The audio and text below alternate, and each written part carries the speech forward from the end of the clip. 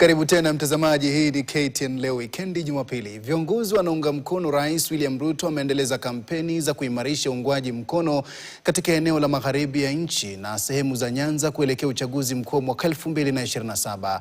Kinara wa chama cha ODM Oburu Oginga, katibu mkuu wa KOTU Francis Atwoli na viongozi wengine wa Kenya Kwanza walifanya mikutano tofauti ya kisiasa katika kaunti za Kakamega, Homa Bay na kaunti ya Bungoma, wakisema maeneo yao yatanufaika zaidi iwapo wataendelea kuwa ndani ya serikali, huku Atwoli kwa upande wake akiahidi kutoa mwelekeo kwa jamii ya Mulembe tarehe 26 Disemba mwaka huu.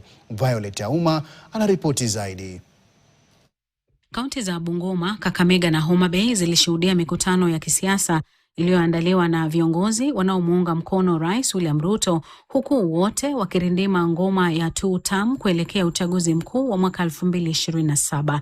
Katika kaunti ya Kakamega, katibu mkuu wa KOTU Francis Atwoli alisema kuwa jamii ya Mulembe itatangaza msimamo wake wa kisiasa kupitia azimio la Buhungu 3, akisisitiza kuwa eneo hilo litaunga mkono mwelekeo utakaoafikiwa na viongozi wake. Na huwezi kuja kugawa jamii yetu kwa ajili wewe umetumwa.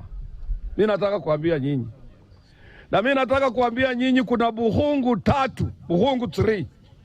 Inakuja tarehe 26 mwezi wa 12 Disemba hapa Buhungu. Ni lazima muwe prepared na mjitairishe na mkubali ya kwamba William Samoei Ruto anaenda two term. Katika eneo bunge la Matungu, gavana wa Kakamega Fernandes Barasa alieleza imani yake kuwa eneo la magharibi mwa Kenya litampatia Rais William Ruto kura milioni 4 katika uchaguzi mkuu wa mwaka 2027.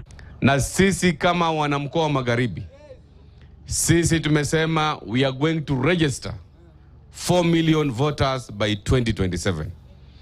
Na hiyo kura zote za mkoa wa magharibi zinaenda kwa kikapu moja ya Rais William Samoei Ruto.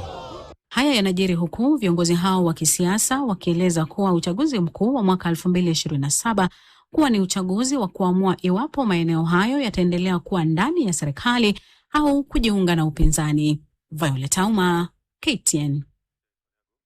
Tukitoka magharibi